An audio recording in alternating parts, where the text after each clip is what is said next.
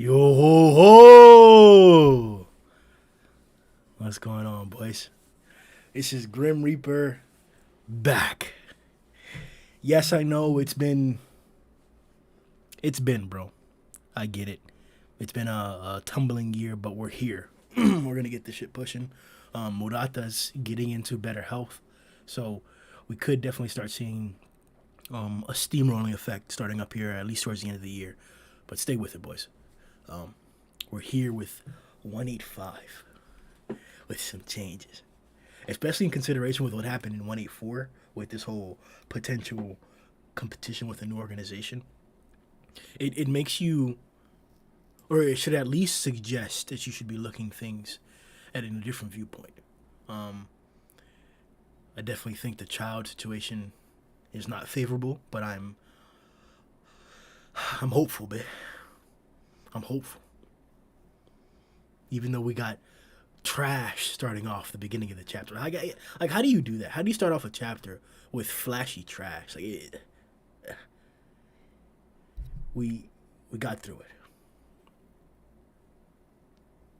it. Man. Bro, like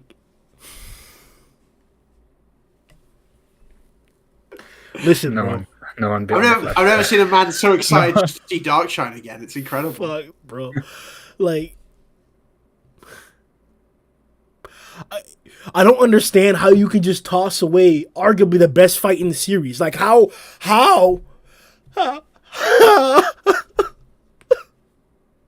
bro. And now he's fucking helping kids cross the street? Hey, that's a big responsibility, man. Like Yeah, we've got to talk about this guy because I think I've got some bad news for you, Grim. you know what? I'm done with my introduction, bro. Y'all go. I don't even want to like bro. Ugh! I'll go. I really like how this chapter was paced. Like, we didn't spend like too long on anything really, and that worked really well for me. Like 3 to 4 pages on at most, I think, on these guys. Like, we just hopping around. Like, this is what Flash is doing. This is what Tank Top's doing. This is what Charles doing. This is what Darkshine's doing. This is what like we're just skipping through this. It almost felt like the like especially like an in between arc chapter of One Piece where like we're seeing how the world's going and changing. And I hope like maybe the next chapter carries on this kind of pace where we get to see like what the other half of the S-Class heroes are doing, like what's Atomic doing, what's Drive Knight doing, what's Watchdog Man doing. Because I think with the like the status quo changing in the hero world, it's going to be interesting to see how everyone kind of is going about their lives now. But yeah, really good chapter, short, sweet, but super good. Yeah, I think I agree for the most part. I enjoyed the pace. I enjoyed flipping from one person to another. About Phoenix Man, I think since that fateful day, I've always been winded about Phoenix Man. But other than that, yeah, it was all pretty good. I had a little bit of a gripe with the whole tank top thing. I think we'll get there. And but I enjoyed seeing the new design for the new dragon in this. It was pretty cool. I really enjoyed that.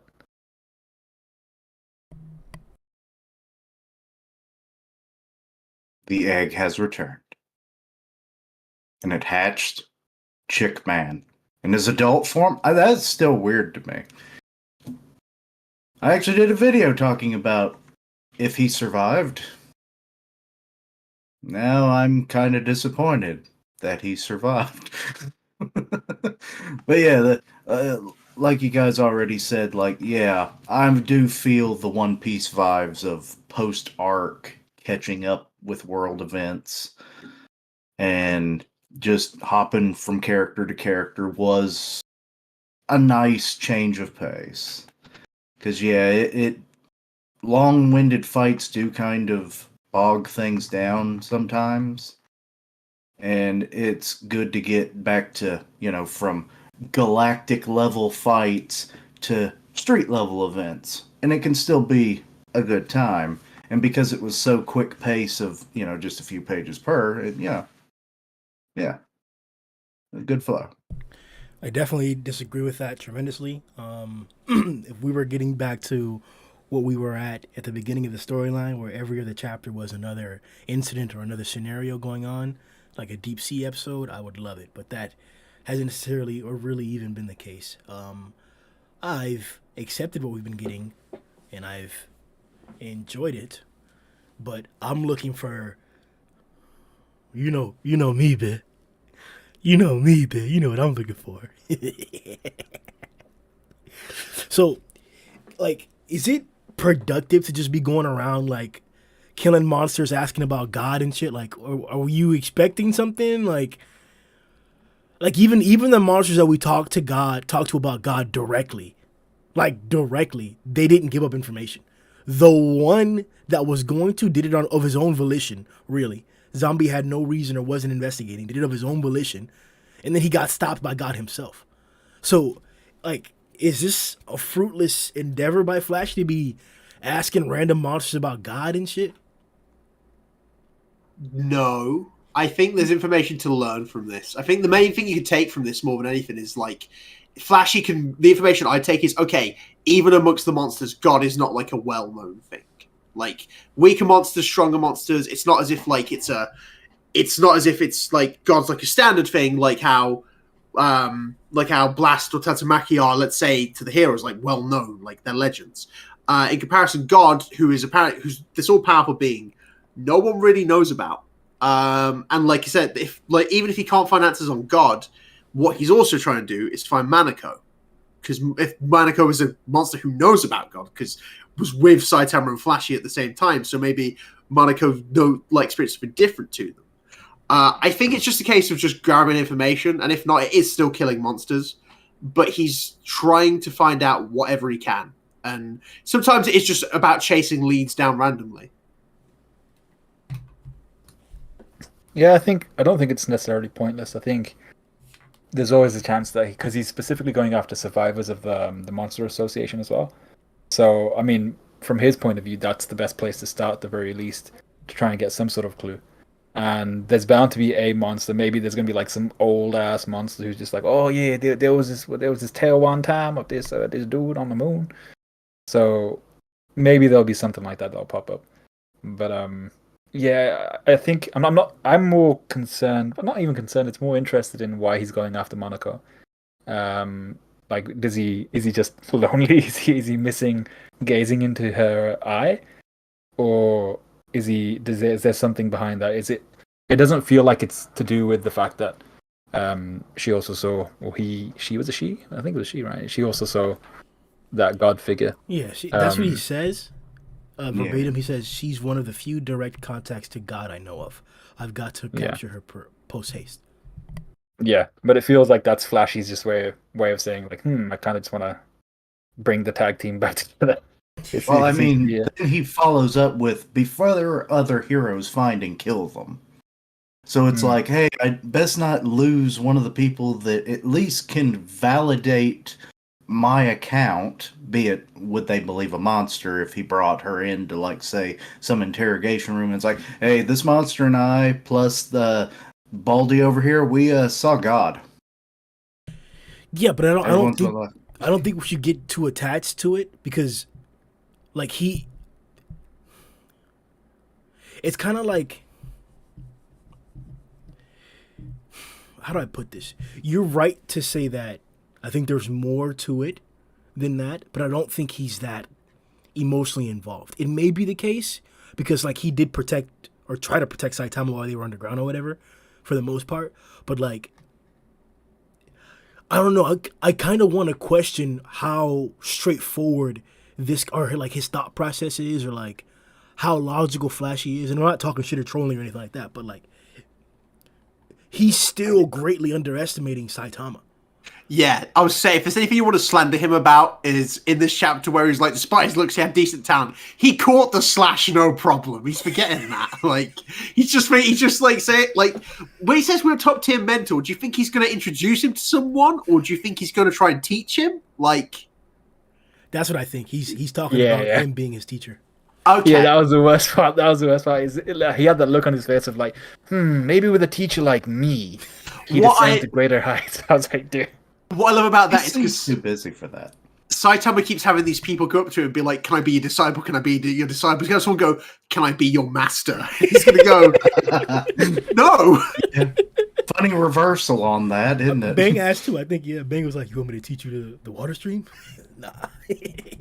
But Did he- I mean, this could go in a different direction with it. It's like, okay, we know Flashy does a lot of shit off the record, taking down criminal organizations and stuff. When the hell would this man find time to teach somebody? So I'm thinking he's signing him off to someone he knows. Wherever he got his training from, maybe his former master. Well, this is the only thing, because obviously we need to know more about the ninjas as well. But wasn't he Yes. part of the last generation of ninjas too? Am I remembering that right? Like when he fought Hellfire and Gale. Yeah, they were the generation before. He was like the top. They were like the golden generation, but Flashy was like the last generation. I thought, isn't Sonic younger? Sonic, I don't know. Because then, I thought we Sonic probably was don't know the most last of gen. their ages. Yeah, but if Flashy was the last gen, then Sonic would have been in his. Unless they're from different villages or something like that. It might just be like, they might just and not Sonic might just be really good. That's all. Yeah. A prodigy that gets punched in the balls a lot.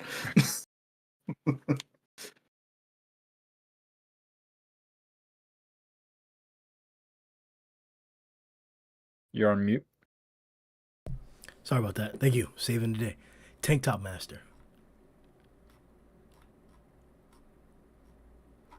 Cool. Right, we'll talk about that just quickly. He was a member of the 44th graduation class, nicknamed The End, along with Flashy Flash, and sole survivor of Flashy Flash's massacre of the Ninja Village. That's what it says. Cool. Okay, so if that's true, then there's no more ninjas, and then so Flashy would be the one to try and teach him, maybe. If that's the only school. Yeah, that's true. There could be more ninjas out there. That's what I was assuming because of all the different nefarious organizations out there. It didn't seem like the two ninja bros were just like there was some culture of ninjas being against crime. Like it seemed kind of like all those organizations had individuals capable of fighting Flashy. That's why they were going after him, or they were somehow affiliated with ninjas. So that's why I'm like, maybe they're being supplied by other ninjas or other schools of ninjery. Yeah, that's the right. Yeah, ninjery. That's what they say. Yeah. I mean, there's plenty. There's plenty of other martial artists and sword styles out there, so there's definitely other schools of ninjery. No, I'm sure there's different clans of it with different style of techniques. So yeah. Yeah. And when they go to court, they have to get the ninjery to come and judge them. I don't want to have my bias take away from how in depth we can get into this analysis because there is more to read into this with Flashy. Not only was Flashy directly confronted by Cosmic Garou, he saw Cosmic and he was one of the last ones that was resisting the radiation coming off of him. We even heard I can remember the dialogue of Flashy. We were clowning him for it, but it was as realistic as the situation could be. He first considered to run. That's what he did. He considered running away, but he couldn't. He couldn't. They couldn't run. That's to the point where it got to that threat. What Garou was preaching about throughout the entire storyline, saying, "I'm gonna make you guys feel despair." He did it. Flashy was personifying the despair that Garou was talking about. He couldn't run. He was considering his options, and we saw what it was. So to have this character who had that encounter with the results of God, who was then informed or given the actual reality of the story, because regardless of how oblivious he is with Saitama's power, he was given a story of truth by Genos. And I don't remember the dialogue in that chapter. Was he one of the ones that questioned it the most? Or did he have some resemblance of accepting or believing Genos? I'm not sure what was the case there. But I'm simply pointing out that if that Flashy may be the lead detective on the case that is God. Aside from Blast, which we don't know what his role is right now, aside from Sitch, who's taking a passive role, nobody's actually going out there and searching for God. We know Zombie had a lot of interest, and I thought he was going to be the lead detective. But as for actually taking action, it seems like Flashy's the lead detective here. So what type of dynamic or what type of storyline or what type of obstacles do you think are going to be in the future of Flashy Flash in reference to actually investigating the threat that is God, and especially in consequence to what he's already experienced. Like, is he going to be apprehensive that the next individual or the next avatar he encounters is going to be very powerful? Does he know that the avatars are like that Cosmic was an avatar of God? I think he has to if Genos told him the complete story.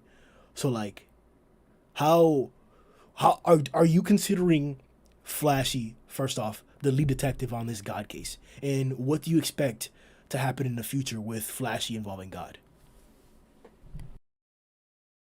I think we haven't seen Zombie Man really since then, because from like the moment we saw, like, one of the first times we saw Zombie Man, he's always just given off like an investigation vibe, really. Like when he was like, even just him trying to track down the House of Evolution, like he wasn't just like running around doing that kind of thing. He's trying to find out info, do things like that. I think Zombie Man could very well be like a lead investigator on this kind of thing, even because like he was trying to ask about God from like, he's always been the one asking questions more than anything. It's not that like they could definitely both investigate. There's nothing wrong with two people doing this. It's just they go off in separate ways and get separate answers because they do things differently. Flash is going around interrogating monsters, like attacking, like trying to find out information like that. Zombie Man could even just be like doing something different. Go to a library, read up, try and find information about things. It's just different ways about trying to find answers. But I think you're right. I don't really know where Flash is going to go from here, because like, I feel like a lot of the time when heroes get pushed into a corner, they realize like their own weaknesses and they become better for it. Whereas Flashy, instead of like recognizing his own faults, he's like, oh, just it happened. Like when like he obviously got outsped by Saitama, by Blast, by Garou, rather than him be like, oh, I have to be faster, I have to be better. He's like, oh, it was just a fluke, whatever. Like, I feel like that's his big attitude about this kind of thing. So I couldn't really tell you where he's going to go, but it'll be different and hopefully more interesting because of it. Yeah, I agree. I think both Zombie Man and Flashy Flash will have their own kind of ways of approaching this investigation. I really hope that's why they had Zombie Man in that boardroom meeting, so that we can get to see who then goes off to investigate God further.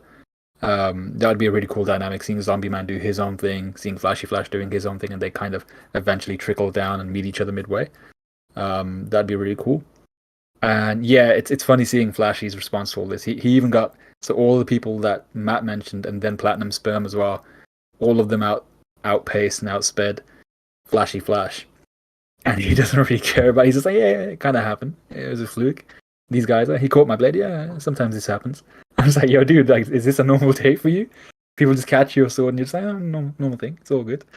So he doesn't seem so concerned by it. I was hoping we'd see more of a Darkshine-esque response, but not quite like Darkshine. We'll get to that as well.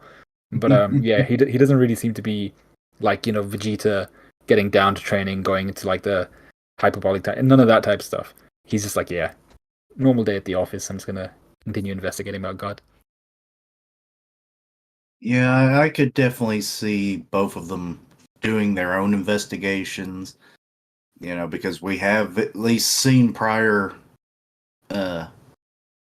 shows of it from Zombie Man, and given that he was the one that interacted with a avatar of God, would make more sense to spur him further in that investigation side of things. Flashy is interesting because, he saw God itself, so maybe he's even a little closer to that, why we're getting to see a more active role in it. But because he actually got that and knows of a couple other people that were there with him, I feel like he's maybe a little more, let's say, what's a good word for it? More motivated, and has a better idea of what the leads would be than Zombie Man, who, his main lead literally just died right there in front of him. So he was like, well, shit. Who do I talk to now? So, But yeah, them crossing paths at some point would be a cool team up that I don't think anyone would ever see coming. I didn't even think about that. I wasn't even talking about them together. Yeah, no, that'd be badass. Zombie Man and Flashy Flash together, that dynamic. That's the other thing Basically, Batman and the Flash. we haven't really like explored the different dynamics amongst the heroes paired up together. Like we saw an interaction between Darkshine and Pooty Pooty that was memorable to me. He was, you remember when he called him Darky? It was, I think that's what he called him. Yeah, he called him Darky. That or it was Blackie. I can't remember. That's even worse. Kishin, come on. I'm just trying to remember what it was. It was either one of the two. I can't remember. We got the Genos Tatsumaki interactions that's developed. We saw how that evolved over time. What other relationship have we seen? We've seen Tank Top and Fubuki for a small extent. We saw, I guess if we wanna, we can include Fubuki. If it counts for Tank Top, then Fubuki and Bang and Bomb. What other interaction did we see? So, Amai and Darkshine. Yup. Zombie Man and Child Emperor. Yup. Metal Knight and Child Emperor. Unsavory one. Metal Knight, Metal Knight, Child Emperor. I'm thinking of any more. Apart from like obvious ones like Bang and Genos and like Driving Genos. A little, not much. Not like they've worked together, but they didn't really talk. They just kind of like yeah. That's what I mean. There wasn't like a proper talk. He just kind of went, "Let's work together," and then threw him in the sky when he was done with him, mate. He threw him like I'll never forgive that rap for like. Look, I'm sorry. Like everyone's like, John Knight's super cool, but I really just don't trust him at all.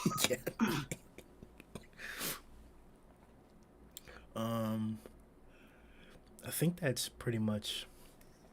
I mean, I guess you have Blast and Tatsumaki. You got Atomic and Bang. I guess Blast and Flash as well. Blast and yeah, they had a dynamic there. They definitely had a dynamic. It's only a little one, but he just went like, I'll test him. He's like, stop it now. I always remember that moment for the edit we made, where Blast shows up behind Flashy and he's like, we edited and it says, Atomic would have cut me. Okay. No. Oh man. Oh shit, bro. Oh shit. But yeah, I would love to see more interactions like that. Especially that would be a prime one. Zombie Man and Flashy Flash. That would be because Zombie's already like fucking fan favorite. And y'all suck Flashy nonstop. So hang on, what? Well, says the man who has Atomic at his back. Whoa, bro. Listen, dog, that's an aesthetic. Mate, there are times where you're so into Atomic, you literally fade into Atomic. You're like, let me please be your sheath. Whoa, Master. Bro, hey, pause. Nah. Damn. This took a turn and I didn't see it coming. Saying, Keisha, whoa, bro, pause. Oh shit. All right, but go ahead. I'm just gonna quickly jump ahead for a sec because we're talking about like dynamics between the S class. What I would love to see is a relationship between Metal Bat and Darkshine, just because it's all about like that, like the loss of spirit, and Metal Bat's all about fighting spirit. And like if they could like do something with that, I think there could be something super interesting there. Metal Bat's like super. He's such a positive draw, like all the time, and it's such a simple. It's a simple character archetype, but it does so much for you. Because Go ahead. No, I was just agreeing. Like everything about Metal Bat is, no matter what the situation, he just doesn't give up. Like I always think about like after he fought Garou, he was like, "Cool, I'm gonna go fight Elder Centipede now." Like there was not like a second where he wasn't gonna stop himself from going up and carrying on with the battle. Even like he doesn't even know what the situation is; he just believes he can do it. Whereas Darkshine's like, "I just want comfort." And Metal Bat's like, I don't care about that. I just want to do it.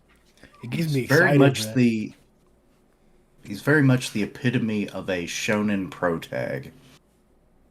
Yes. It's like, I'm going to win this battle. There's nothing that can stop me. And then even when they get the shit kicked out of them, what's he do? He gets right back up, either does a training arc or tries to go get his ass handed to him again until he wins. That used to be, or that is the draw of Genos himself as a character. The fact that he's supposed to be a representation of a lot of the main character tropes that you see. Mm-hmm. But you can also see some of those characteristics in a lot of the main cast of One Punch Man. It's one of the reasons why, if you just go off of the name of One Punch Man, it's very deceptive as to what the reality of the story is. It's not a simple parody, if I would even consider it that. Like, there's so much that one has been able to put into this creatively, just in this genre itself. And we've appreciated it for years on end.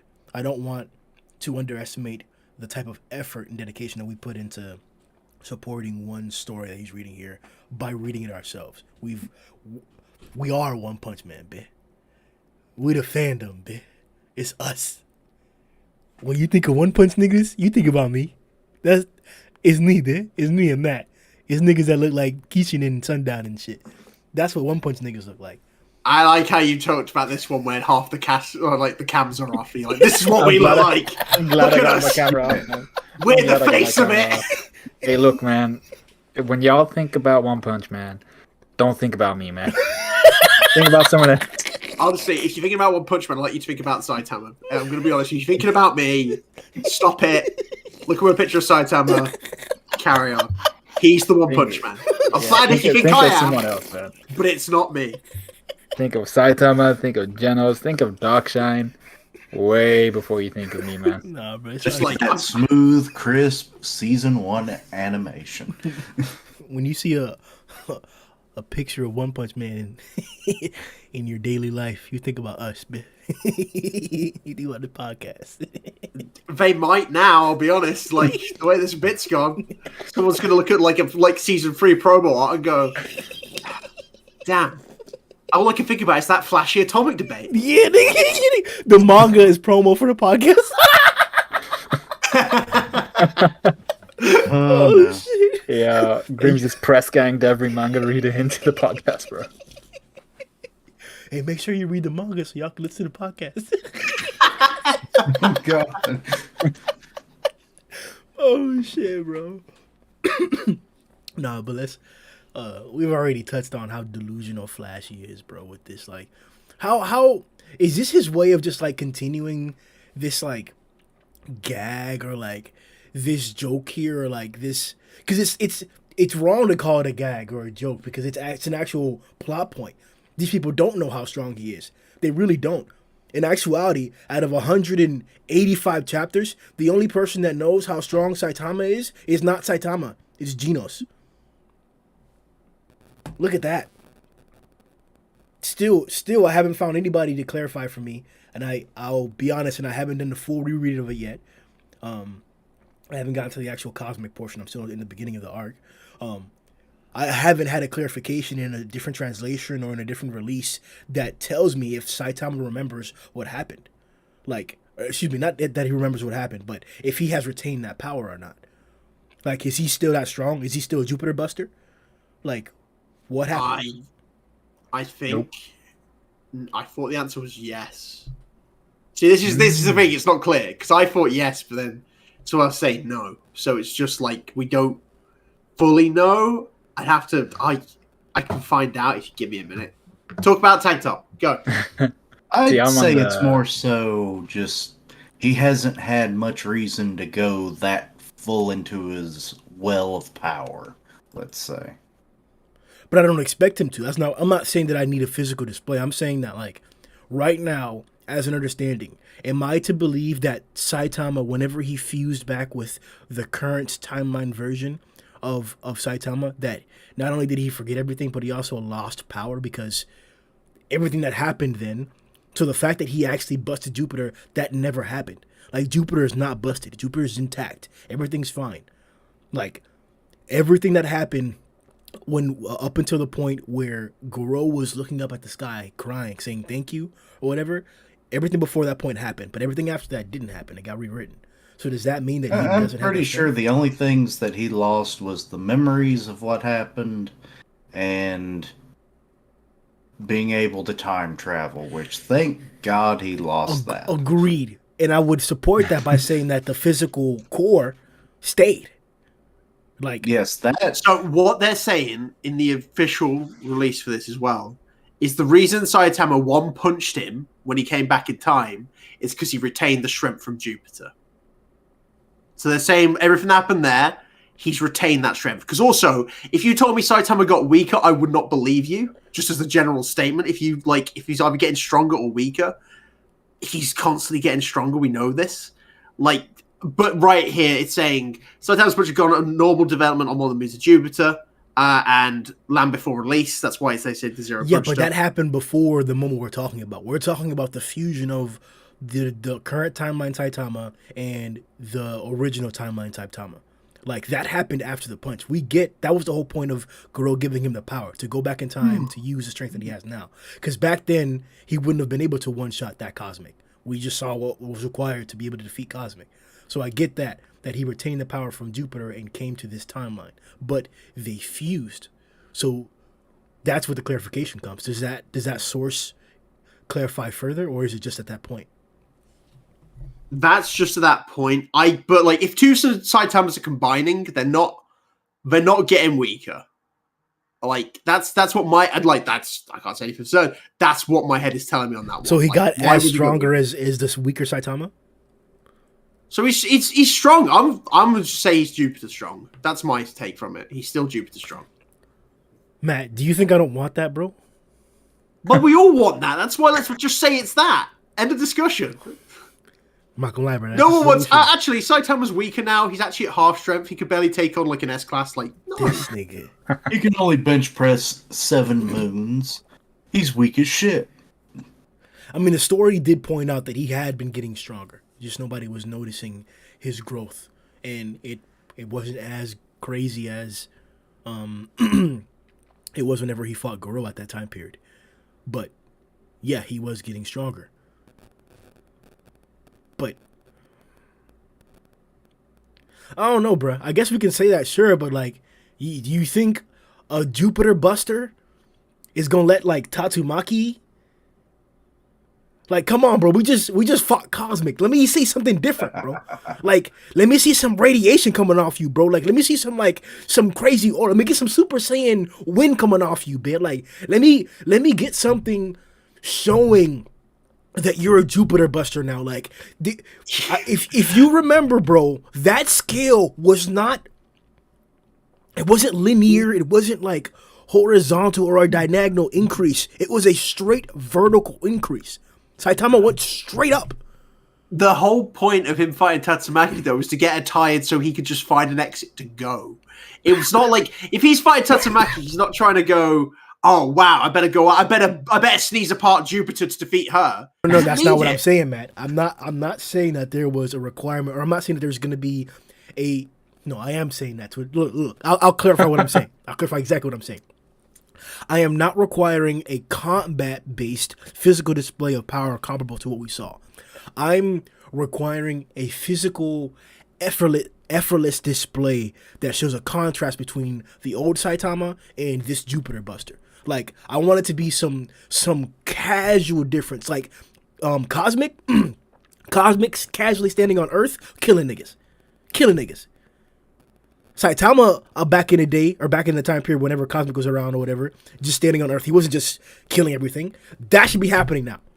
No, it shouldn't. My nigga, when he walks, the ground should shake at least 3 times more. At least 3. Bro, water should bounce off it. When he showers, the water should just, fall around him because it's too scared to touch him, bro. The way how do you jump? You want a chapter that's just shaky cam. You just want a chapter where the camera's constantly shaking because Saitama's that strong. I want the women that shop in the grocery store next to him to get wet without even they're sitting there thinking about whether they should buy peas or beans, and then all of a sudden they look down. Oh my God, why is my vagina dripping? Oh, look, it's caped. Type shit. That's what I want, bro. I want when niggas go when Saitama walks by the gym and the niggas in the gym look at him in the window, they get 3 times stronger. Right then and there. It's like a steroid effect, bro. They gotta get up. Bro, I want whenever Caped walks down the street, I want the very clothing he wears to hover off him. Because they can't touch that nigga. He just busted Jupiter. That's oddly specific. But yeah, I'm not sure about the grocery store one. But I get what you mean. You want some sort of visual representation that he's been through this journey and he is now so much stronger. To be fair though, I'm on the other side of the camp, which is I don't actually believe he's at Jupiter level.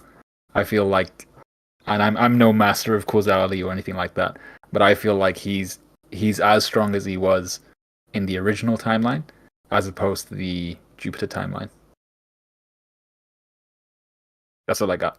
Ultimately, it doesn't matter massively because if another threat shows up that's stronger than that, we know how quickly he's going to catch up and just overtake it. So Yeah. That's the even reality. if he's not at Jupiter level, he gets to Jupiter level super fast because we know if there's any sort of challenge, it just gets blitzed by him like super quick. Yeah, so, exactly. So Tank Top Master. You've been trying this one for a while, Matt. No, it's just we got to keep moving. Yeah, I know. Yeah, so what did we actually see? So Tank Top, we saw him this chapter. First off, being very kind of graceful about the fact that other Tank Tops have left since the Monster Association arc. Because they saw what was going down. They were like, I ain't having none of this, sir.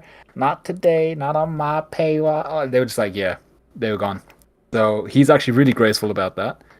And somehow knew that other people were coming in to apply for more jobs as Tank Tops. And we had 3 guys. And I think we've seen these 3 guys before, right? Yeah, they've just been background characters before. Yeah. So, he actually welcomes them in. They're going to be Tank Tops. And I actually really liked his... I've forgotten. I read a comment somewhere. I think it might have been on Reddit. But his approach to it is the polar opposite of Tatsumaki's approach to the Blizzard group.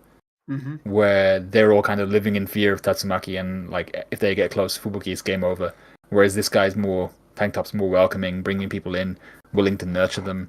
And willing to like at least put them on a training program before they go and fight trees or something. So it was a pretty cool little tidbit we got to see here. This definitely has. Go ahead. No, go ahead. This definitely has to do with what we saw last chapter with this new organization coming out with as well. It can't just be, as they explained, there were quite a few people who retired after seeing the sheer scale of the battle with the Monster Association and realizing they couldn't keep up. Like, for them to introduce that plot point last chapter and then this starts to happen, and then the people who replace the endless ranks of Tank Top are just 3, what was it, A class, B class, and C class heroes? Like, yeah, there's like 5 of them left. Yeah, free C class. 3 C class, yeah. Like, that doesn't replenish the forces that he had before, if I'm not mistaken. Like, I'm interested to see the changes that happen, because this is like, I think the Tank Top group was like the largest group, wasn't it?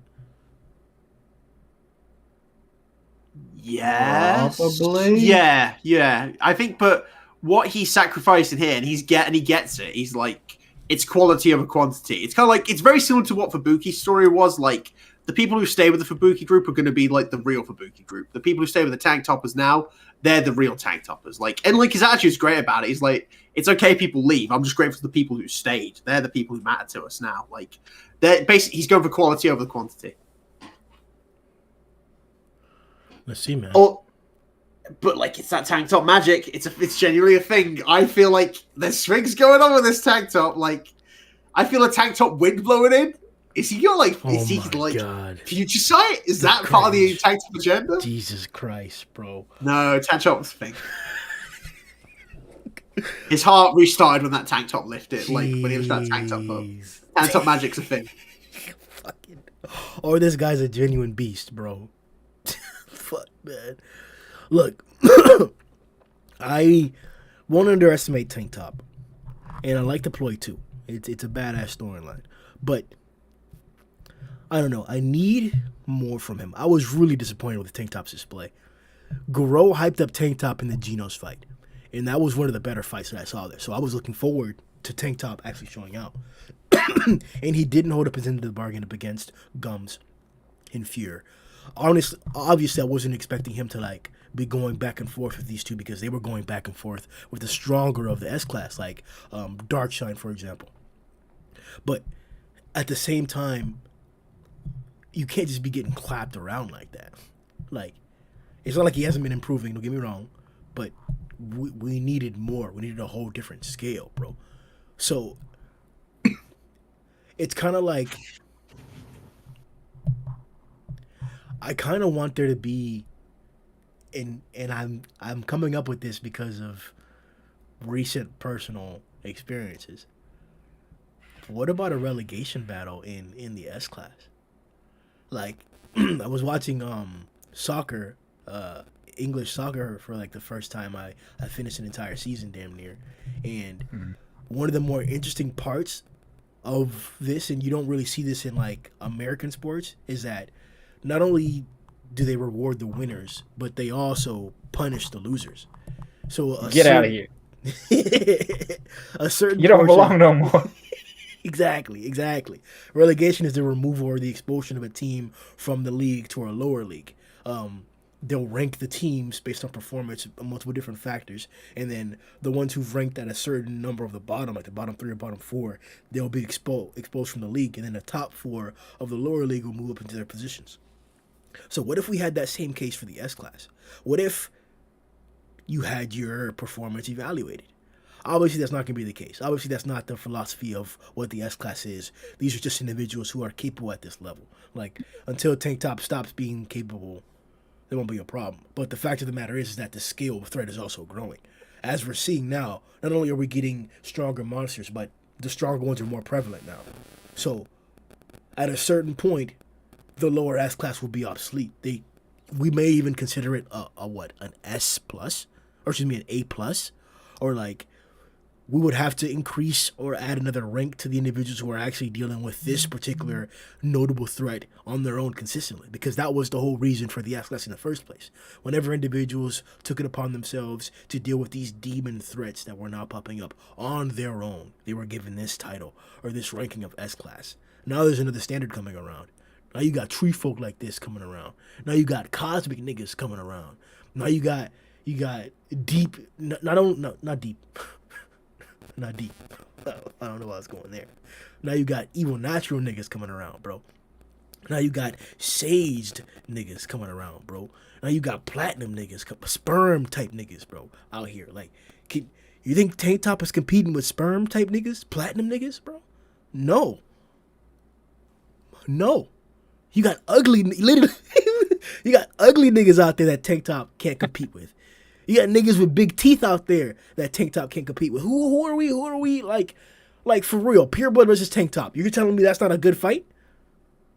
You tell me that Bakuzan versus Tank Top. You're telling me Bakuzan doesn't have the upper hand there? Well, yeah, because he's a dragon. Yeah, that's fine. I mean, sure, he's a dragon, but I mean, the question is Pure Blood piercing the tank top? Can he bite into the tank top? Because if he can't bite into the tank top, then he's getting tank top tackled. The tackle is a similar shape to the cross, so I feel like there's something there too.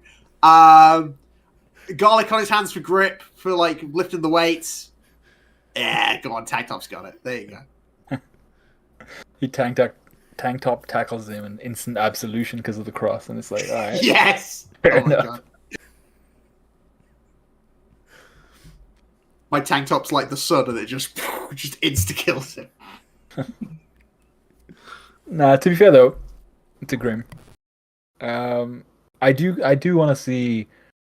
I feel like part of what I wanted to see after this Monster Association arc was the progression of the S class heroes, especially the ones who were really struggling. And by the end of it, they were all really struggling. But even the ones like, especially Tank Top, for instance, who once we started getting into the main fights, he was basically just struggling to stay alive. And well, there was a point where he was very close to not being alive. And that's what I wanted to see. I wanted to see progression on his part. And I feel like we're getting this setup of some Darkshine progression, hopefully. but I wanted to see some of that from Tank Top, and I'm not so sure if we're gonna go that direction or get there.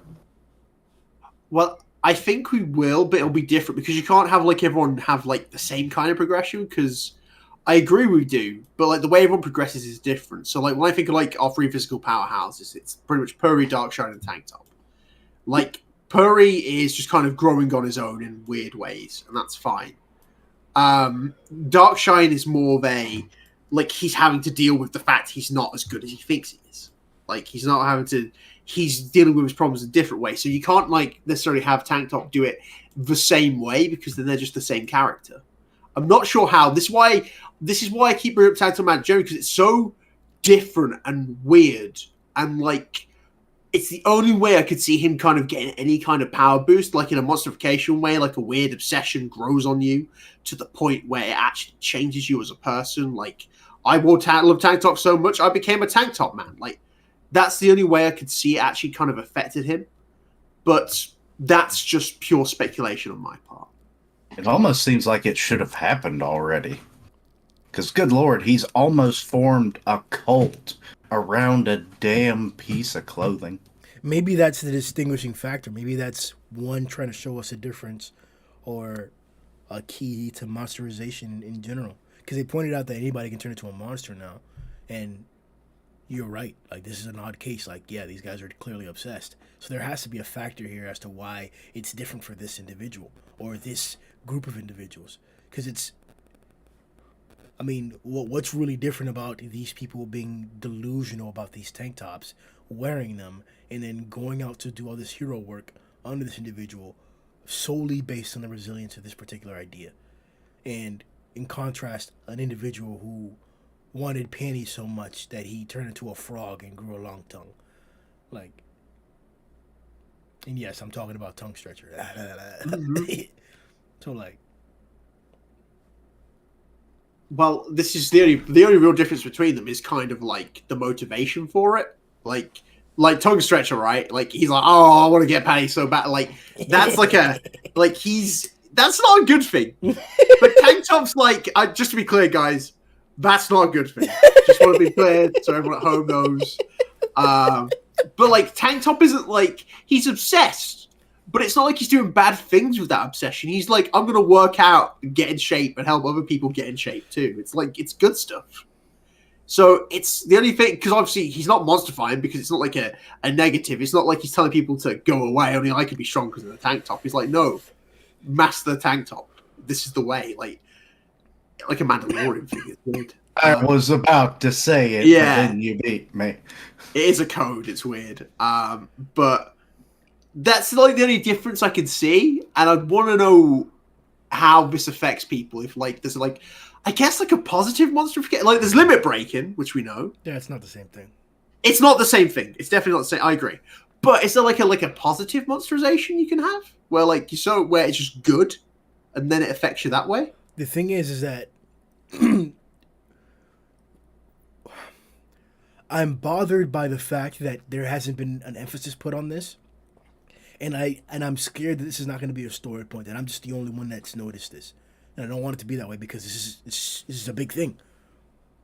Has anybody ever demonstrified? Yes.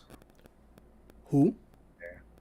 So in the side, it wasn't like. So I guess if you want to be Garou, technically, is the Yes, first one. that's what I'm talking about. But you're talking about something else. Yeah, so it's like in one of the kind of slightly changed chapters. It's in the Monster Association arc. There are people who are starting to monsterify, and they stop. It's like Fubuki, Bang, and Bomb find this group of hostages, and they're like partway through their monstrification. They manage to stop them going there.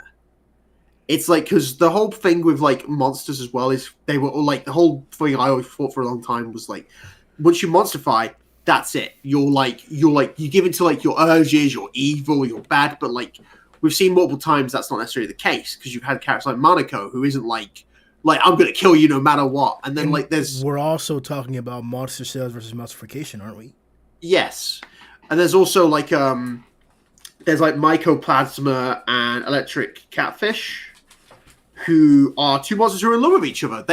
They're still alive. They're out there because they didn't want to die. because they didn't want to lose each other. So there's like positive emotions there too.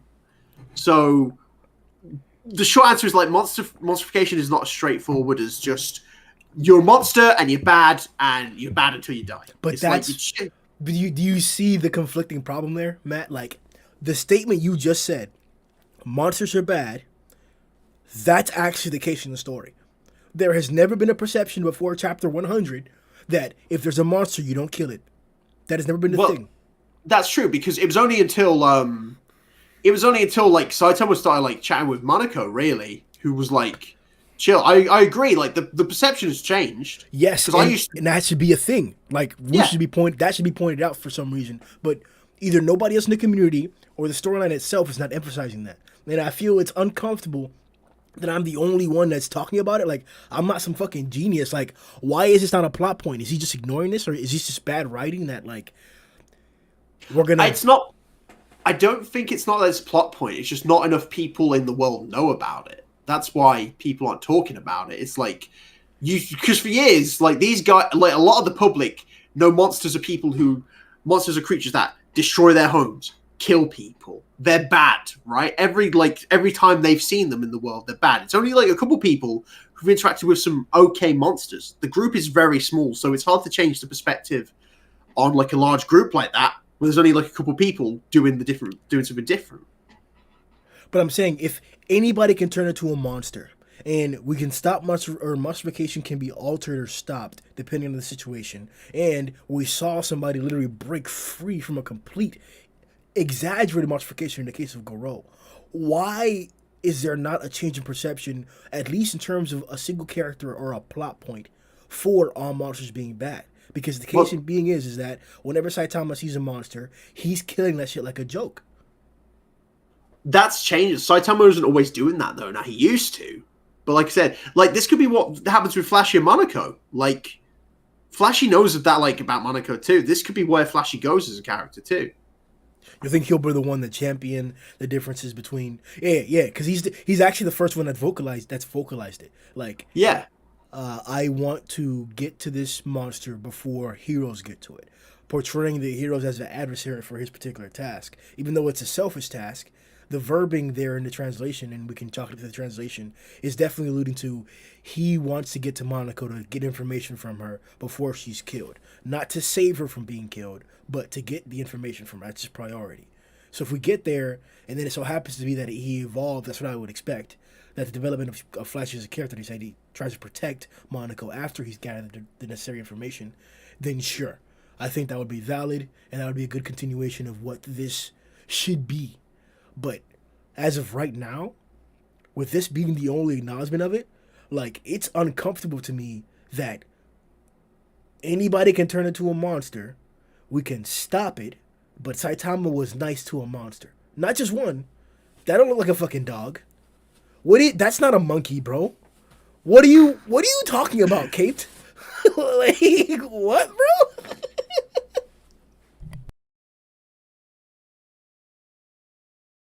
If it went over your heads, viewers, I was talking about Rover and Black Sperm being passed off as animals, damn near.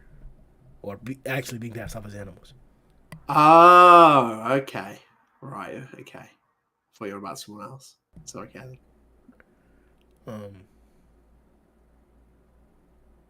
Should we get to your boy? No, fuck. Oh!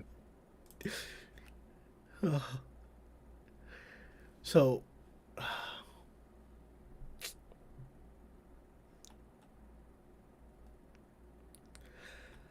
Kishin, do you want to start talking about him before Grimm does? What? About the chick. Chicky boy? Hey, watch your mouth, bro. I said chicky. Watch your mouth, bro. It's brilliant. To you. I still don't get where the hell he got so big. Also, he's in the suit again. This isn't like... Last time we saw him, you didn't see his face in the mouth. So, like... This is different. Like, what the hell happened to him down there? And plus, I already mentioned, I did a video about, like, what would happen if he came back and if Child Emperor could utilize his powers and shit. And this totally derails every thought I had. because he seems to want to be a good guy, and plus he's not a little chick that he could be locked in a box and harnessed for his heat energy and but that's a whole nother story. But uh, He I mean, I like that he's turned good. It's character development, but is it the development we wanted? no, yeah, So instead of bitching, I guess I can just like tell you what I think is gonna come from this, and then you guys will Sundown and Matt, you guys can tell me what your original perception of the situation was in general, and then Kishin can hop in after and tell me what he thinks is gonna come from this.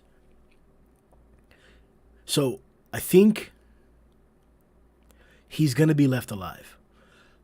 Now, Child could be, low down and on some dirty shit for sure, but like I think he's gonna leave him alive, and I think he's gonna give him information. Child seems to be the one that's gonna be instigating the whole like dark side of the association viewpoint that we got earlier, that plot point, which is going to be interesting. That's what's going to be intertwined with the other association that's in competition. And it'd be interesting to see if Child Emperor defects. Because I think in the previous storyline, or in the previous iteration, or I think in his first showings, he was talking about the stress of like being a child and like having to lead her and all that, or like the pressure of it. I'm not sure if that's since been retconned, but I would be interested to see if it was retconned to be added into the future. If this is going to be the reason that Child Emperor decides to leave the Hero Association once he finds out and uncovers all the corruption for himself. At the same time, I kind of want this to lead into God somehow. I don't know how it could or would. I don't think these two characters have any affiliation with it. I don't think they're going to. But it would be really interesting to have, like, Brilliant Eagle come back in that stint. I don't mean... that would be badass. To have Phoenix Man or Chick Man out here fighting for his life, and then he gets blessed by God mid-fight. Like, and that's how we get the whole Brilliant Eagle or Prominence Brilliant Eagle back to his original form, to the original fight that we were hyping up. I would love that. Especially because Child Emperor's been through a fight with Brave Giant now. And we can now get that whole badass version that we had before. Instead of all the childish retcons, now we can get the full Brave Giant that was suited up and experienced from that first encounter. So there's potential here to get that original fight. There's potential here for a good fight between Chick Man or Phoenix Man and Child Emperor. But at the same time, this plot point also leads into what we were just talking about friendly monsters. Child Emperor has a gun to Chick Man under the table. Child Emperor came and found him after he escaped. He knew he didn't kill him. He found him. That was probably one of the hypest moments of this chapter of the Views. Not only that Chick Man was alive and Murata and one remembered that he was alive, but that Child Emperor found that nigga too. That I was like, yo, and then Child, like that, like legit, bro, legit, because it was like exactly what I wanted, bro. I want that fight back. And it almost feels like Murata's like, oh, you want that fight? Hey, he didn't tease you like he's wearing lingerie or some shit like that in a nightgown, and he's just like showing you the bra or some shit like that, bro. Or the chef is out there cooking the steak right in front of you, bro, and then he cuts a piece and tries to put it in your mouth, but he pulls it back. Hey, pause.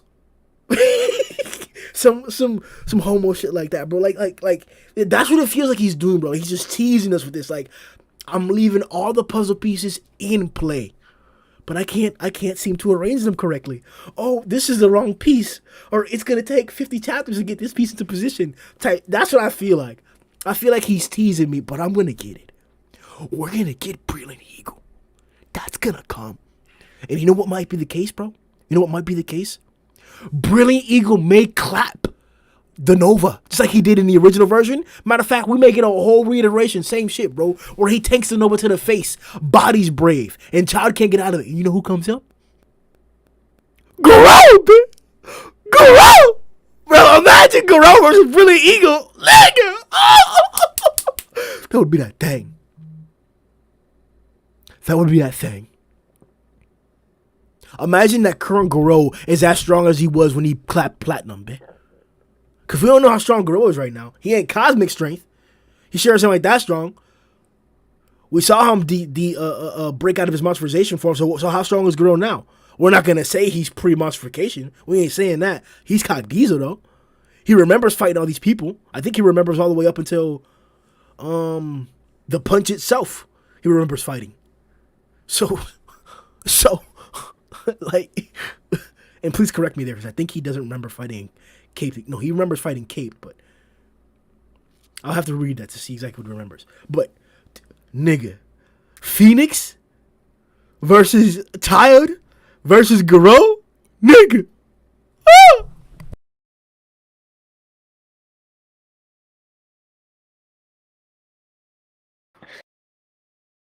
Yeah, I ain't gonna lie. I think so. I found it a bit strange seeing Phoenix in this kind of form. I'm happy that they remembered he was there, and I'm happy that we're gonna kind of see where he goes from here. But it's the kind of turn in his attitude, from being like very cynical, very kind of vengeful, to now just being like, oh yeah, I kind of like my job. I'm the lollipop guy. I'll let these kids cross the street. Sorry, in the UK, I can see Kishin's confusion. In the UK, the people who help you cross the road are called lollipop men and women. So there's that. No weird undertones. Where y'all. Okay, I was like, what the hell are you talking about? It's just because they have a stick and it looks like a giant lollipop. That's why. Okay, that's fair enough. I guess that's kind of like candy stripers in hospitals here. It's not a thing as often anymore, but they wear like kind of like peppermint colors on a little vest or a apron, and they get you magazines or a drink or something. So yeah, okay. Fair enough. Yeah, Weird yeah. how So it's both candy base.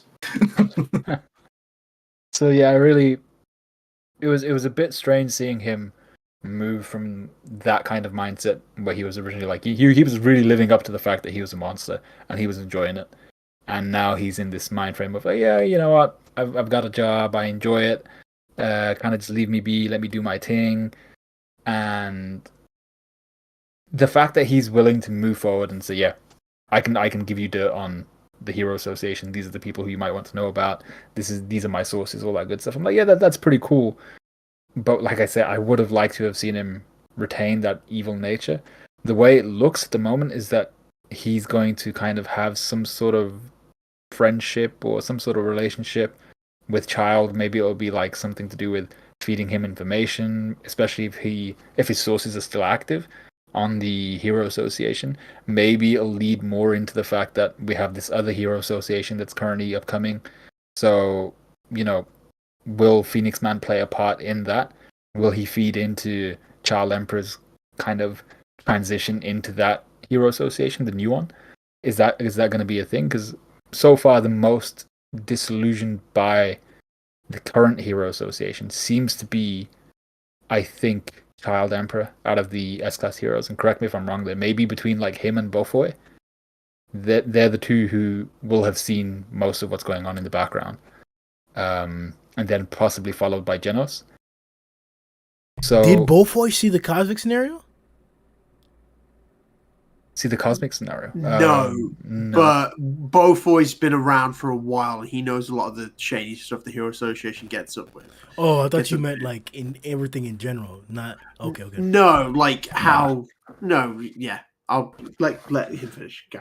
Yeah, so it's mostly just he knows what's been going on in the background in terms of the Hero Association and the shady shit they've been getting up to. Yeah, so I'd love to see what his purpose in the story is now that he's been reintroduced, because I don't think it's ever going to get to a point where he's going to be moving up into the ranks of like a Sparrow Man, Phoenix Man, all that type of stuff. I don't think he's ever going to get to that point. I don't think that's what his story arc will be. It feels like it's going to be like more of a partnership, especially around Child Emperor. And who knows, maybe in the future it'll be a case of them working in tandem. And if he ever gets back to that power level, I don't expect it'll be him fighting against Child Emperor. I think it'll be him fighting alongside Child Emperor. But then it'd be cool to see. Oh, you don't want Child to get clapped, huh? Oh, I see you. Hey, I enjoyed the first Phoenix Man, but Yeah, I think there'll be more of them fighting alongside each other against the common enemy. And who knows, common enemy might be this new hero association. So that'd be pretty cool. Bro, you can't tell me that wasn't top 5 fights. You can't tell me it wasn't top 5 fights. I'm sorry. That was awesome. It was so good. Like, what's top 2 fights or top 3 fights?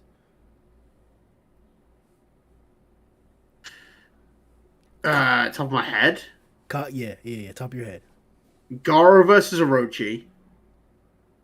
I'm trying to think ones that aren't Garou. I don't think I put Saitama versus. No. I like. That's difficult. Flashy versus the 2 ninjas. And I guess if you want to count that original one, like, I get that. But if you're trying to go for ones that are just, like, I guess canon now, that's difficult. There's not a lot of really good ones. I am also a big fan of, is it a cheat ad to say everything from where, like, Garou versus the A class to the end of, like, the Elder Centipede? This nigga's whoa, bro. I mean, yeah, no. Oh, yeah. Basically, if one combatant stays the same, would you count it as like one continual fight? Or... Well, because I was thinking about the same thing. I was thinking about if you can consider Deep Sea versus everybody one fight. And that's fair. To be honest, it's a chain. He never got a break. Everybody was jumping him all the time. I think like there was a certain amount of time where he was walking around, but what I'd say the difference is between that though is like I feel like there's times where Deep Sea is walking around, yes. But I feel like the moment Garou is done with one opponent, the next opponent shows up. Yes, it was a consecutive change. That's why I feel like it's a little different for Deep Sea to. But at the same time, though, I don't think it's fair to count that as like one big fight. Yeah, because you got damn near 3 breakdowns. You got the AB guys, you got Genos himself, and then you got Bang himself. I guess Bomb jumped in there too. I mean, to be honest, bro, I'll let you. I can't let myself though. There you go. So what are your top 3? Ask someone else till I finish thinking the last one. Sundown, Kishin? I'd say almost any iteration of Child versus Phoenix. All of them were great. I wish we had just gotten an amalgam of all of them. No, sir. But obviously that's history at this point. We got what we got. Still enjoyed it. Big giant robots for the win. Though it got melted. The irony, am I right? But yes, that I'd say the new lead in this would be obviously Saitama versus Garou, or Cosmic Garou, I guess, really, at that point. That was just... We may not see something like that again for years. And then... What was the other one I had in mind? It's one that... the zombie versus pureblood fight. Like, we still talk about that thing. That was, what, 3 years ago? It was just so well done. That was a great fight. I mean, it didn't have the highest stakes, but a well-done fight is a well-done fight. That was a well-done fight. Who didn't enjoy that? Raise your hand. I don't see any hands raised. Well, 2 of them you couldn't see anyway, so shut the fuck up. But just quickly, so like with the Phoenix Man stuff, what I find interesting here is we know like we went back to like monstrification happens through like negative emotion and like obsession. Like Phoenix Man right now, he's literally says in this chapter, like, I'm pleased with my line of work right now. I'm happy with who I am. So right now, yeah. So like I can't see him changing for a bit. Like basically Phoenix Man is almost like an informant, I guess. Like he's like an inside, like he knows obviously like the dark side of the association, but like even like with monsters, like he's basically like if Child Emperor needs information about things, he'll go to Phoenix Man for stuff if he really needs it. Yeah. He was. Psychos' actual source. Yeah, but like but right now, unless like I can't even see like a negative thing. Like if anything happens, Phoenix Man negative, because like we know he's always like he worked on the TV show. He likes like being like the crossing guard here. Like he likes helping out kids. He likes like working with children really. So I think the only time I'd ever see like a change in him is if something was to happen with children. And like that might be like Durog. I'd love to see Brilliant Eagle be a canon form again. I think if there would be like if there's like a problem where like later on people are injured, like then things are going wrong. That's where Phoenix Man like and kids are like in trouble. He's like, right, I've got to protect them, and then maybe like it powers him back up to something. But right now, I think more than anything, it's kind of like what we were talking about before, Grimm, with like friendly monsters. This is like a good step forward. If he's like, this guy's helping your children every day, and he's a monster. Like people won't consider him a monster; they just think he's a guy in a costume. But it's a step forward in that direction too.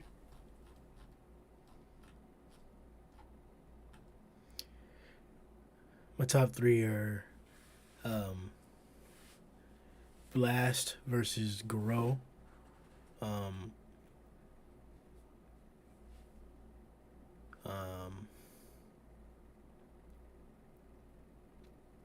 Child versus Brilliant. Well, Phoenix. And Garou versus Bomb. I want to throw Boros in there. But Garou versus Bomb was so... Man. That was arc-changing, bro. That Garou came to the surface. It was just... And then, bro, I remember specifically, bro. I think I've talked about this too, bro. I've already reminisced about this before, bro. Garou came to the surface. Fubuki was spooked. Bomb stood up. Bro. Okay. Like, I ain't never seen nobody look so ready in a second ever, bro. Like, he was literally just tired. Had seconds to go, expended a bunch of energy to rejuvenate Tank Top. Got back up, was ready for him. Oh, you Garou? Come here, boy. Was about to spank his ass, bro. Went to him right away, bro. Said, hey, Fubuki, back up. This ain't no game. Like, bro, and then the choreography was what made it so good. Man, Bomb versus Garou may be better than most fights in Shonen.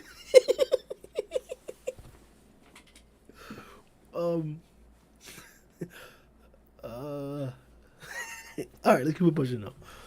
I can fucking gush about that fight for fucking years. Darkshine is a failure. What do you think? Ooh.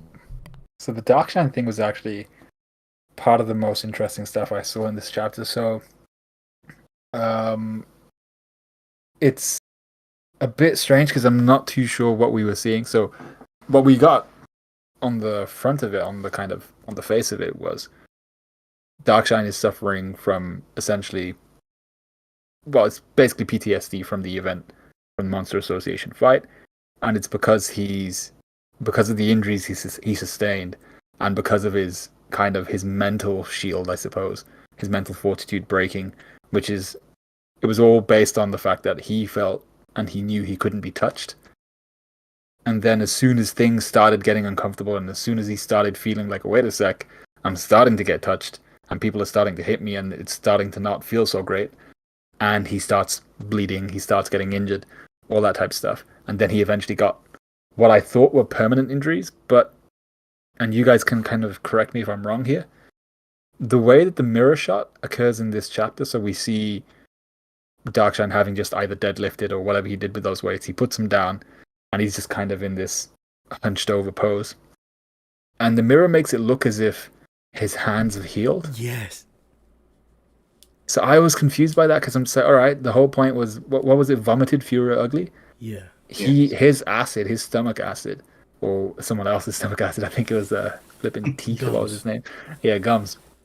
His stomach acid is what burnt the chest and the hands of Darkshine. But it looks like his hands have actually recovered. in the mirror shot. Now that just might be either the way it's framed and Yes. his hand's actually still injured. I think, well, because I was looking at the same thing you're talking about. I think that's displaying him being tired. It's the mental scar. Like it's physically healed, but mentally that's still always there with him. No. I mean, as Oh, in, so like, you think it's healed? no. Well, I think Matt's saying that. Yeah. I was So just saying, like, Matt thinks it's healed. It's healed because, like, you can see the reflection in his hands, like on the mirror.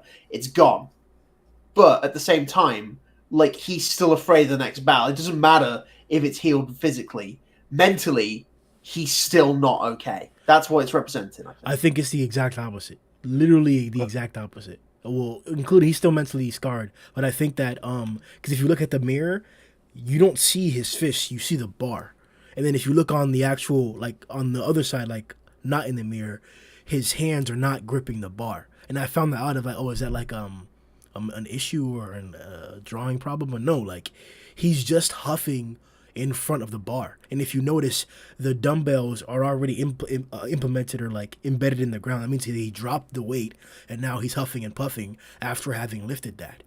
So he's just sitting there tired in front of that bar. That's why you can't see his hands. And then when we actually get a view of his hand, that's why I thought it's a play. The only problem here is that his fingers should be white. Yeah, it also goes up to his wrists, and his wrists aren't white Yes, Yeah. agreed. either. That's the thing. That's why I'm saying it's Well- mental, because he's saying no matter how much I train, because he's just been training there. That's fine. It's when he's talking, literally, I'm still afraid of the next battle. That's where the scars show up. It's his fear. Like I said, it's the mental battle because his fear is represented by those scars there, not physically but mentally. I agree with the mental Yes, part 100%. I just think that because the two panels that precede it are odd views where we don't get to see the targeted areas, and I think that's done for a reason. It could just be dramatic effect, like you're pointing out, but I'm willing to bet the opposite end that he does still have these scars. Here's where I have to disagree. Now, be it when I first reacted to the chapter, I was like, "Oh, it's PTSD from, his finding vulnerability for the first time." Well, that's when I got a comment from Viv saying that Murata had just forgot to draw the scars. Now, be it that's obviously just from Viv, but, still, it's a different way to look at it. Now, be it, I would love it if it was the PTSD, because then that's character development that is actually sticking with a character. Now, it may be something he overcomes with time or not. We'll have to wait and see, obviously. But I would hate for it to just be a simple art mistake and it then loses so much more meaning. Because, why would he have to take off his shirt to, then be like, look at all my... He could just look at his hands. If his hands are, still scarred, right? It's like, these hands, they show weakness. I'll never be able to overcome this. So, it's a very odd moment. Yeah, I agree. I think that's kind of the reason why I wanted to bring it up, because I feel like the direction was a bit weird. So initially it looks like I'd agree with Matt and say it looks like it's more of the memories of the scars are kind of what's holding him back, and that's kind of part of the PTSD here. But then the fact that he's wearing that t-shirt, I'm just like, well, why is he wearing the t-shirt? Is it to hide the scars on his chest and Yes. on his abdomen? But then once again, that could still just be a PTSD thing where, the memory of the scars is kind of still something he's trying to hide with the t-shirt. So it could work either way, and I think it's really not too much of an important point either way. The reality is, whether the scars are physically present or not, it's playing on him mentally, and that's something he's not recovered from yet. And we have, what was it, Mizuki? Was she there? Mizuki-chan! That's the other part that made me, like, think it's the opposite of what Matt's saying. I hadn't even thought this could be just a mental perception type thing, because like all of the angles of this panel here, and now that I'm even looking at it, allude to him hiding, or there being a hiding of the fact of these scars that they exist, and the scars have something to do with like his beauty or his presentation. Because remember, this is a regular Japanese guy according to what the original drawing was. He's just a abused the whole tanning thing or whatever, or exaggerated the whole like tanning thing for bodybuilders. So like, He dyed his skin yeah, so like unintentionally. he prides himself in showing off his body. If the next time we see Darkseid he's wearing a shirt, that should point something out. I don't think it's. I think it's almost going to say that he's wearing a shirt, but because this is not what Matt said. This is what you said, Sundown. It almost sounded like you, or I interpreted what you said as he's wearing the shirt even though he doesn't have physical scars to, I guess, cover his shame. Am I interpreting that wrong? No, I think you got that right. Cover his shame, cover his like. There's a multitude of different things he's covering. So his shame, his pain, um, his even covering kind of the perception of those scars and the mental image of those scars. It's almost like looking at himself in the mirror, he can see those things. So I think it might be. It could still be that. Yeah. So it's. I don't know. I can't dispel the claim that this is all mental, but I think the paneling here alludes to differently, and I think it's enough to dispel the claim that he's wearing the shirt even though he has no physical scars. But regardless of the case, as you pointed out, this all of this just shows how drastic this mental stress or this the mental strain that this is putting on Darkseid. Like he can't cope. Like when he says, "I just can't handle it anymore," it's to that point. The guy who was obsessed with the visual presentation of his body just isn't the same. And then the question for me becomes to you guys: how do you see Darkshine getting out of this? It's not even a rut. How do you see him kind of improving his mentality, or kind of getting past this block, this barrier that he has, and this fear and pain that he's developed? How do you see him moving past this? Do you feel there's an S-class hero or someone else that can help him through it? Do you feel this is something he needs to journey through himself and kind of improve himself? Do you feel it's a mix? What do you guys think he's going to do about this? It will depend if he wants to run from it or if he wants to fight it. Like, if he wants to fight it, then, like I said earlier, Metal Bat, I think, is the person who could really help him out the most with that kind of thing. But when it comes to if he wants to run from it, it might be like he might leave the association for a while, or hey, if we know of S-class heroes are joining the new association, even,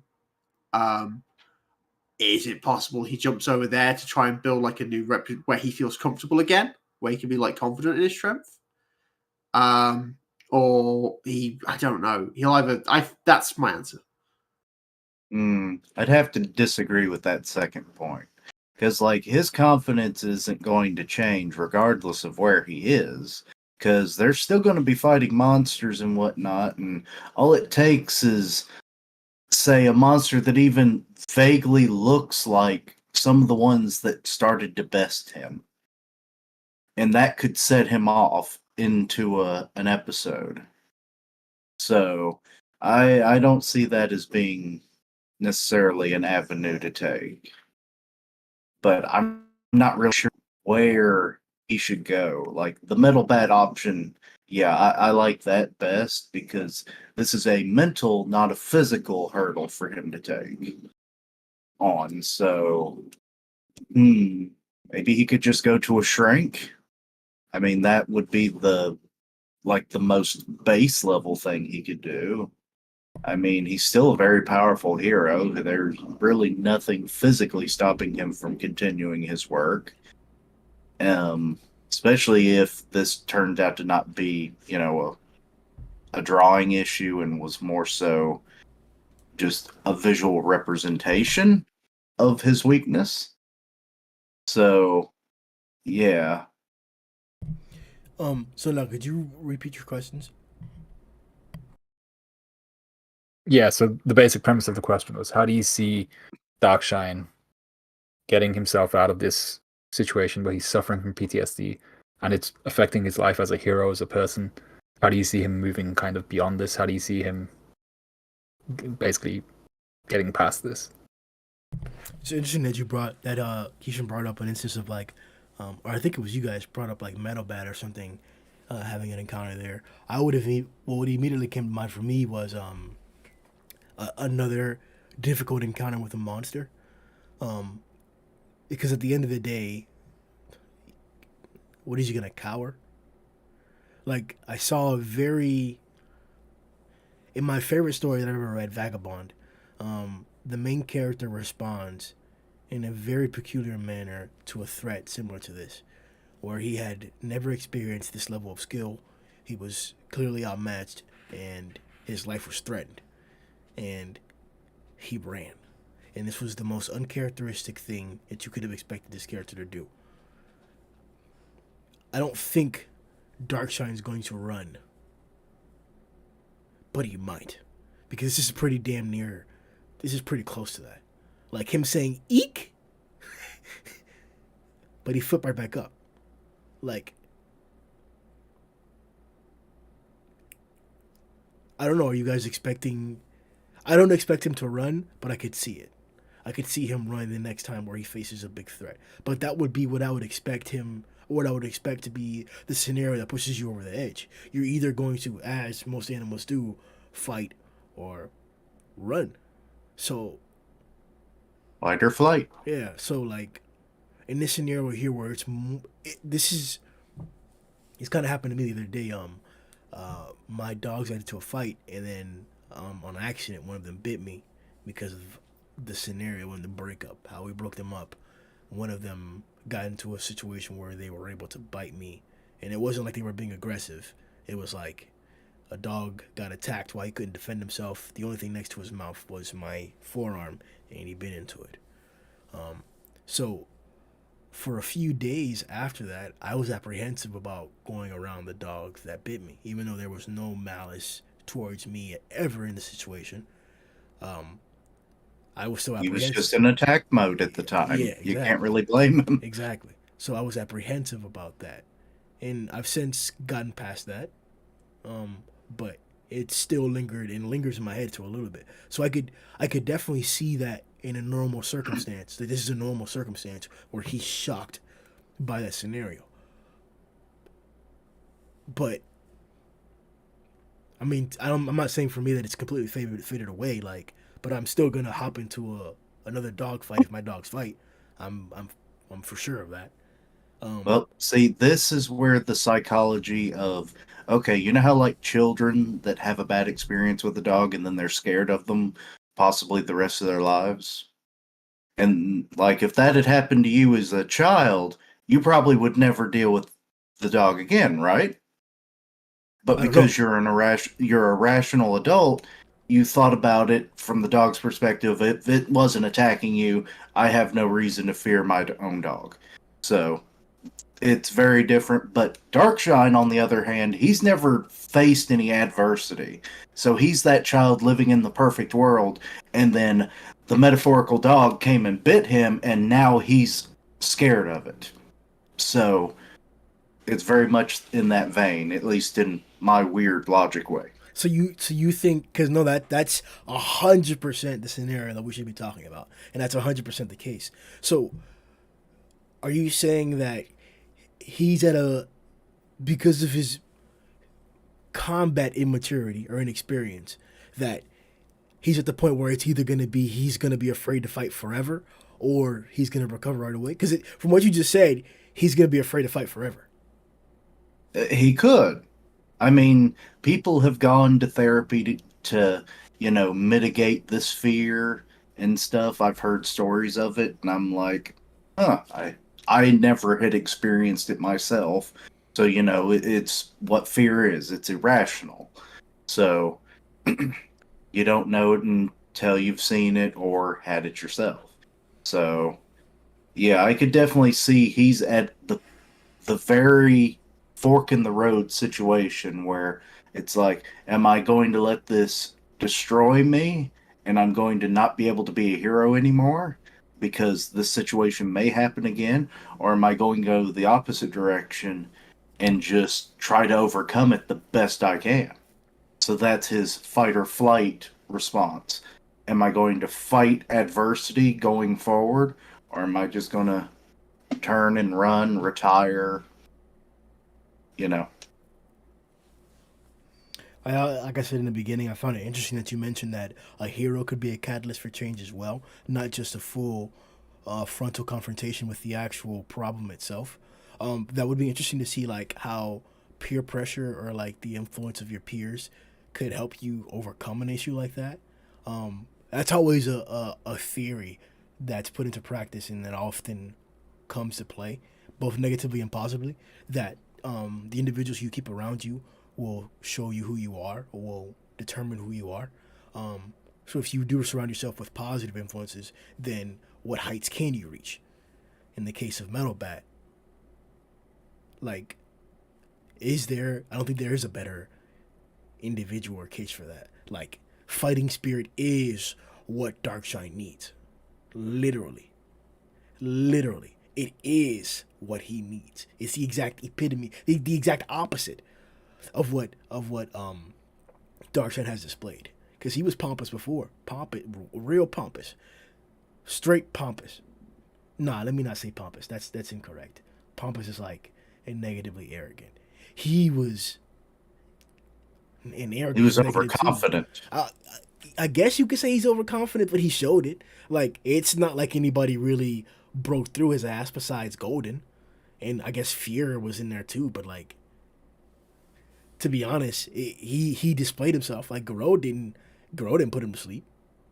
So Well, I kind of view it in this way, where you know how they say, "Oh, like you're really good at this, but there's always someone better than you." Well, he just never ran into that person, and because he had this mentality of, "Hey, I'm the biggest and baddest. No one's never defeated me, so likely I never will face defeat." And he finally had his ass handed to him because he's never like tried to improve himself in that certain way. He's just kind of stayed at his current level. Like, if anything, is him working out really doing anything for him other than maintaining the muscle mass? We don't really know. We don't see his regular training schedule, you know? I Like, mean, we've only seen like a few shots. that's going to be affected by it too. I wouldn't be surprised if we start to see physical changes in Darkshine because of this mentality. Because your mentality is everything. That's very interesting that you point that out. What if we see a That skinny would Shine? become the black stick before long. That's fucking. He'll look Oh, like shit. Black before we know it, except without the little dealy bopper on his head.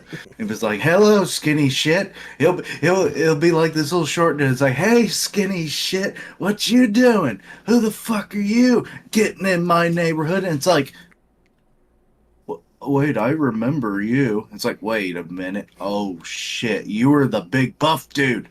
What the fuck happened to you, man?" All right, now let's hop on to the actual cool part of the chapter, so Oh we can yeah. get these Englishmen to bed.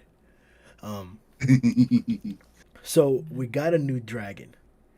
We've actually gotten, I think, a few new dragons here in the past few chapters.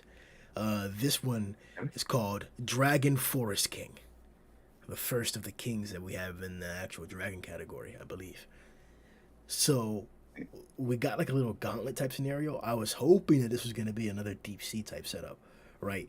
Where we're sitting there muddling through a bunch of different heroes, and we got to a certain extent, especially with Tank Top's involvement, but it wasn't the same. It didn't have the same effect. And it was ended pretty quickly. His defeat was actually off-screened, which I wasn't necessarily okay with, but we got to see a badass display of my boy in his new suit, bro. It says, "I see. This new firepower seems perfectly suitable, as I'd expect from Dr. Kuseno. I can battle dragon levels as well. I'd like to ask Saitama Sensei for another sparring match." Bro. Bro. Bro. Bro. Bro. Bro. What y'all got to say? All I got to say is, bro. What y'all got to say?